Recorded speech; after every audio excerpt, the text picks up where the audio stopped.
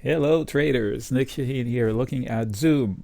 I'm doing this reluctantly, but I think I need to help a couple of friends of mine who are trading it. So it reports earnings tonight after the close, which means there's 30 minutes to do something about it. It is 11:30.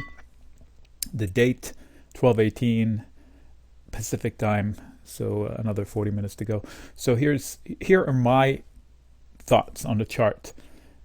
Fundamentally, there's no doubt platform is nice. I like using it. They were in the right place at the right time. They had explosive use increase, and the year-over-year numbers are insane. That's because they're rolling over non-COVID situations. So if the new normal has COVID in it, so they have another this quarter and maybe the next quarter where they won't have COVID numbers to roll over. What does that mean? So did I do a video on this one? No, I'm drawing a blank. Let me go check. I did one on the 10th. Don't remember what I said. Probably was great. So fundamentally, it still has it doesn't have to roll over tough numbers. For example, last quarter, they reported incredible growth, 350% or whatever, but they were rolling over non-COVID numbers. So next time around, when they come to roll over September, they're going to have to deal with the new normal already baked in. So assuming that the benefits started showing up in March,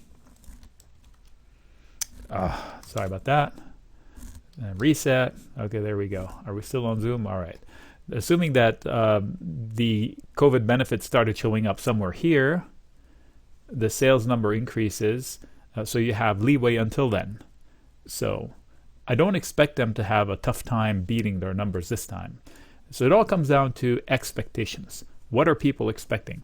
No, if there was no earnings, I would tell you going into 500 is not a place to start longs. It's the place to fade it and buy the dip closer to 450, 460, and then let them attack it again and then have an inverse head and shoulders to ride up to like 560. So there is a lot of resistance at 500, nice round number, more at 525, 550, of course 575. These just happen to be round. It doesn't usually play out that neatly. They just closed the gap that they left, whatever happened here, vaccine maybe. So vaccine news, good for humanity, bad for Zoom, I guess. I think a lot of the habits that we picked up using Zoom, they'll stick around. I don't pay for it. I won't pay for it. There are other free alternatives. And so from that perspective, I think it's more of a corporate thing that they'll have to use, monetize more so than people. Because the people have a lot of free alternatives. FaceTime, I know it's not the same, but if a lot of the uses is me calling my mom in Lebanon, then I would use Snapchat or WhatsApp or Skype, which I did this morning. So there are alternatives. And I can share screens with other technologies. I've used Jitsi before. I've done presentations with 60 to 150 people with no limits. A little cruder software, but a lot easier to use. So they have pros and cons. Fundamentally, I don't dispute it. We're talking charts. Let me see if I have any notes on it. Okay, so I highlighted this area, I think, in the last video because I thought back then, and I've been extending it. It was a rectangle that was stopped here, and I just kept on extending it because it's still valid. They're still fighting over it. And if you splice it in half, there we are, fighting over the neckline from that half. So it's worth looking at. It's basically this candle that I'm trading. It's a 4-hour candle that was so emphatic. So I said, let's ride it out. And here we are. So red and blue is just a regression. And if you want to say reverting to the mean, it's going to the red and blue. But in this case, it's such a steep ramp that I don't know if that's a tradable thing. It just tells me that even though it just rallied so much, it doesn't mean it's done. It could bust through. So don't know what they're going to say. Headlines aside, I think they will find sellers here. And if it dips to 425, I consider it a gift to buy the dip. However, I don't think it's going to move that little. I mean, this is a stock that moves a lot, and there's a lot riding on emotions in it. So it's hard to bet against it. But if by any chance they fall, I think the better trade would be to buy the dip rather than buy some calls and have them dip, or buy some puts and have it rip. It's just a guessing game into tomorrow's open, the easier trade is, the better trade, the smarter trade is to do it after the fact with information in hand.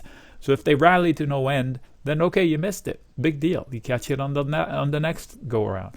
If they dip, then you get into it right. Getting into it right here leaves a lot to chance overnight. Now, if you're buying it for a super long term, then you don't need this video. You're buying it regardless. A few $25 here and there is not going to make a difference. I can't believe I'm saying that, but it won't in the long run. But if you are trying to get into it right, I'd rather wait or at least leave some out, or maybe sell some puts. Like if I wanted to buy shares right here, what's wrong with selling a $375 put and collecting money for the opportunity to buy it right here? So if it doesn't fall, I made money out of thin air. I'm already long. And if it falls, I'm long and I got paid to get long.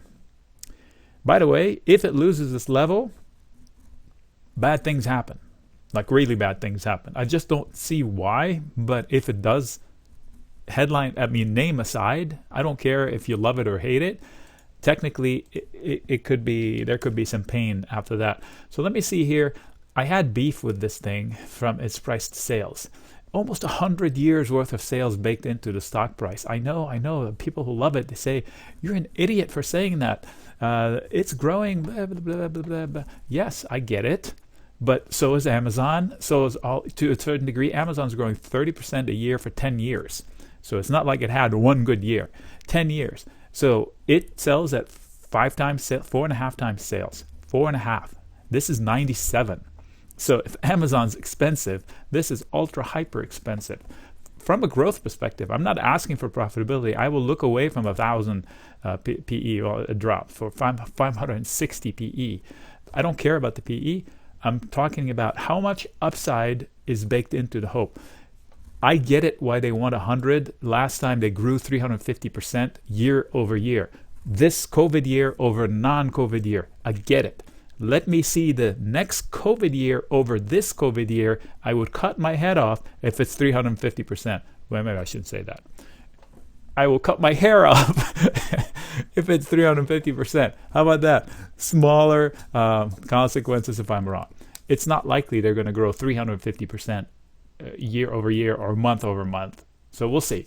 Anyway, I'm not against the company. I was in the earlier stages and I lost and I moved on. So I don't try to short it. In fact, I've gone long it more than short. So I would buy the dip. I would go long here by selling puts if I wanted to own the shares. I would condone selling put spreads into the fear, especially if it dips tomorrow. So I'm not wishing for it to fall, but if it does fall, I think it'll be a good day for the bulls because they can reset a good running stock for better footing. It has moved so fast that it can move $50 in one day without even blinking, and it shouldn't change. The bulls are in charge. Look, every dip has been bought. So even if the dip comes, I don't panic out of it. It's probably an opportunity to buy it more so than anything else. If any of this bothered you, you found this offensive, then you're probably too emotionally invested in it. Then you definitely needed somebody to just say, hey, this is a reality. It's just a stock.